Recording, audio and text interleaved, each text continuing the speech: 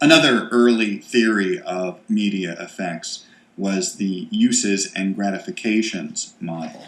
And what was interesting about this model was that it moved away from the very discussion of media effects and media influence. Early research on media effects looked at how media affected individuals in particular ways, affecting their behavior or attitudes or view of the world. Uses and gratifications instead challenged the idea that people are passive in this process. Uses and gratifications challenged the idea that people were just passively affected by media in various ways. Rather, these scholars argued that people are much more engaged and active in people's use of media. So this kind of research studied the ways in which people use the media to satisfy various emotional or intellectual needs. This kind of research relied on surveys where people were asked why they paid attention to media, what purposes did media serve in their lives. So this research generated conclusions showing that people relied on media for companionship, to be informed, to learn about the morals of our society.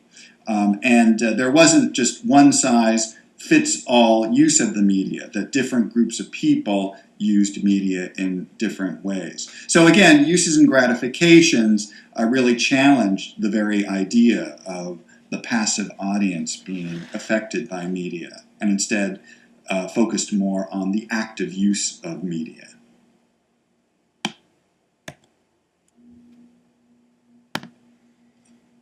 There are two main types of research about media effects that are conducted by different institutions in society. Private or proprietary research is usually conducted by a private entity, a business or a corporation or a political campaign. And this research is usually applied research. That is, the research is intended to address a very specific topic or issue. For instance, a business may conduct research into media effects to figure out how to make a particular ad or TV commercial more effective. Or a political campaign may conduct research to figure out how to create more effective political ads, or how to air ads in the most effective manner to try and persuade voters to vote for an intended candidate. Now, in contrast to private research, public research is usually funded by public institutions like a government agency or a public university. Public research is done in colleges and universities, and it's usually more concerned with broader issues and topics, such as more general questions about influence of media on individuals, and a lot of times this public research deals with pressing social issues in society. For instance, often government has been concerned about whether or not violence in media might encourage people to act in a more aggressive way. So public research sponsored by government agencies or in university settings addresses this more broader social issue about the relationship between media and violence and aggressive behavior.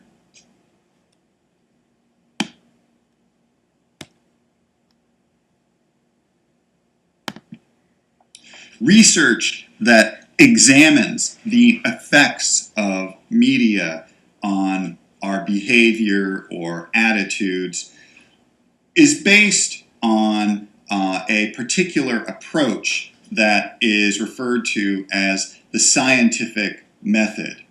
That's an approach to research that is based in the social sciences like psychology and sociology, but this method is also used in the natural sciences, the physical sciences like biology and chemistry. The scientific method tries to investigate a particular topic or issue or question in a dispassionate, neutral, objective manner. And this scientific method has a number of steps that we can briefly talk about here. The first step in the process of conducting research using the scientific method is to identify a research problem. And typically, researchers and scholars will adopt a particular research problem or question that's drawn from social issues that are being addressed in society, right? So that research will frequently and often address, issues of concern that we're talking about in our society more generally.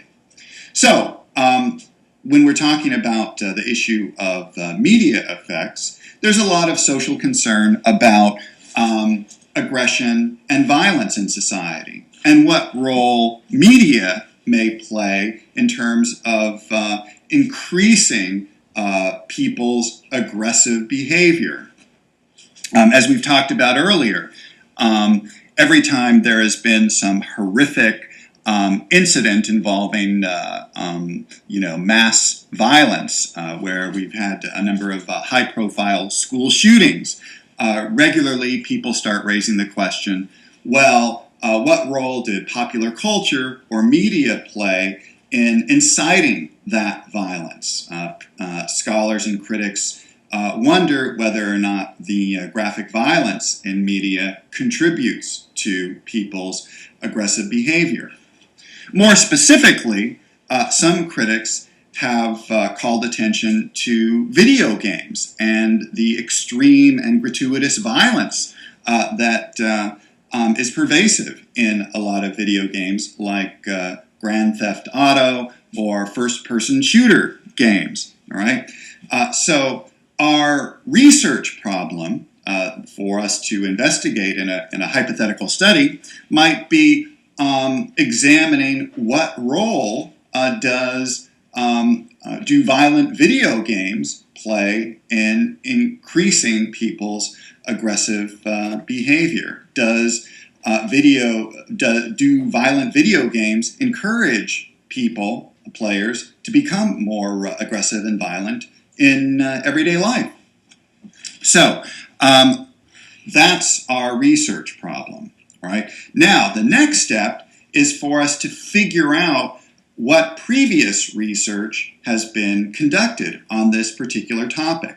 So we would review existing research in this area and do a search for previous studies that have examined the relationship between violent video games and aggressive behavior. After we've examined all of the previous research, then we would develop a working hypothesis.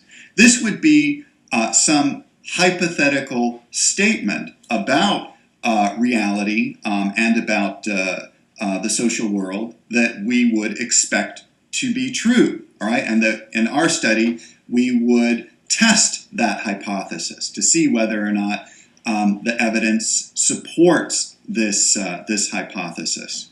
So let's say that our working hypothesis for our hypothetical study is to say that violent video games encourage greater aggression in young male players of those games. So our hypothesis assumes that there is this relationship between one aspect of social life, violent video games, and another aspect of life, people's aggressive behavior. Right? So we're suggesting that violent video games increase a person's likelihood to behave in aggressive ways.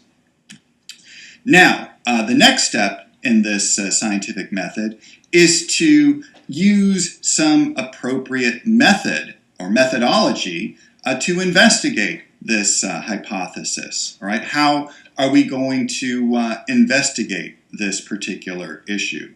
Now, there's a few different methods that we could use. One classic method might be an experiment where we develop this research design where we have a number of subjects in a controlled laboratory environment, and we might have them watch we might have them play some very violent video games, and then monitor their behavior after playing those games to see if there is any kind of increase in the player's aggressive behavior.